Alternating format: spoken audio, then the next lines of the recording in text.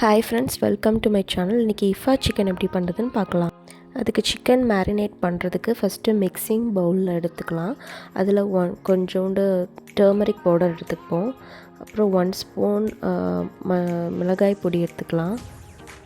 அப்புறம் 1 டீஸ்பூன் மல்லித்தூள் எடுத்துக்கலாம். கொஞ்சோண்டு இஞ்சி பூண்டு பேஸ்ட்டு அரைச்சி அதை ஆட் பண்ணிக்கலாம்.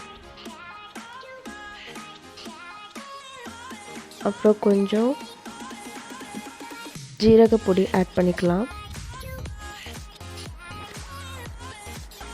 அப்புறம் கொஞ்சம் சிக்கன் மசாலா வச்சுருக்கேன், அதை ஆட் பண்ணிக்கலாம். தேவையான அளவு கரம் மசாலா ஆட் பண்ணிக்கலாம். கொஞ்சோண்டு சாட் மசாலா ஆட் பண்ணிக்கலாம்.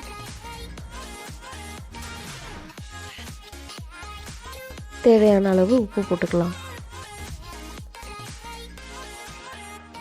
நம்மக்கிட்ட எவ்வளோ சிக்கன் பீசஸ் இருக்கோ அதுக்கேற்ற மாதிரி நம்ம தயிர் ஆட் பண்ணிக்கலாம்.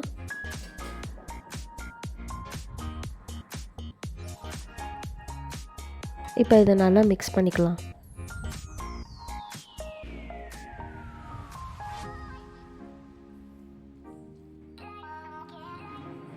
மிக்ஸ் பண்ணிவிட்டு நம்ம இவக்கிட்ட இருக்க சிக்கன் பீஸை இதில் போட்டுக்கலாம். நான் இன்றைக்கி 2 பெரிய பிரெஸ்ட் பீஸ் எடுத்திருக்கேன். அதனால் ஸ்டாமரிங் பண்ணிவிட்டு அதுக்கப்புறம் ஃபோர்க்கை வச்சு குத்தி விட்டுருக்கேன். ஸோ மசாலா அதுக்குள்ளே ஈஸியாக போயிடும், நல்லா ஊறி இருக்கும். அதுக்கப்புறம் நம்மளுக்கு ஃப்ரை பண்ணி எடுக்கும்போது பர்ஃபெக்டாக குக் ஆகும். ஸோ இதை நம்ம நைட்டே ரெடி பண்ணி ஃப்ரிட்ஜில் வச்சிடலாம். ஸோ நெக்ஸ்ட் டே நமக்கு பண்ணும்போது நல்லா சாஃப்டாக இருக்கும், நல்லா மசாலா ஊறி போய் நல்லா டேஸ்ட்டாகவும் இருக்கும்.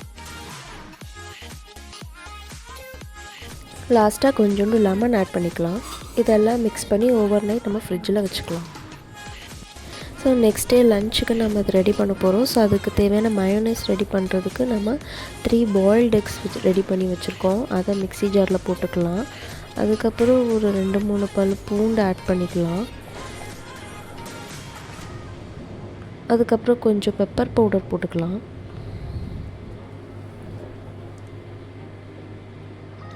கொஞ்சோண்டு ஆயில் யூஸ் பண்ணிக்கலாம். அப்போ நம்மளுக்கு சாஃப்டாக மாய்ஸ்டாக இருக்கும். க்ரீம் கொஞ்சம் ரெடி பண்ணி வச்சுருக்கேன், அதை ஆட் பண்ணிக்கலாம். க்ரீம் இல்லைனாலும் நீங்கள் கேஷ்யூ ஊற வச்சு அந்த பேஸ்ட்டு கூட ஆட் பண்ணிங்கனாலும் நல்லா டேஸ்ட்டாக இருக்கும். 1 டேபிள் ஸ்பூன் சுகர் ஆட் பண்ணியிருக்கேன்.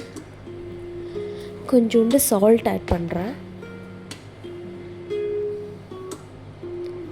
கொஞ்சம் லாஸ்ட்டாக லெமன் யூஸ் பண்ணிக்கலாம், இல்லை வினிகர் யூஸ் பண்ணிக்கலாம். இதை மிக்சியில் போட்டு அரைச்சி நம்ம ரெடி பண்ணி வச்சுருக்கலாம். லாஸ்ட்டாக அது யூஸ் பண்ணலாம்.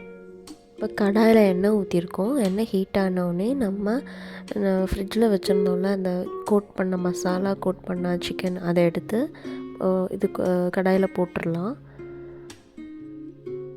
போட்டுட்டு மூடி போட்டு க்ளோஸ் பண்ணிக்கலாம். ஒரு 15 மினிட்ஸ் நம்ம ஸ்லோ குக் பண்ணிக்கலாம். சிம்லேயே வச்சு குக் பண்ணிக்கலாம்.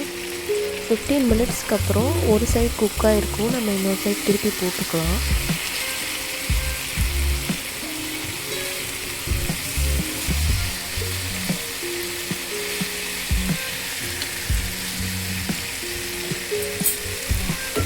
திரும்பியும் நம்ம மூடி போட்டு க்ளோஸ் பண்ணிக்கலாம்.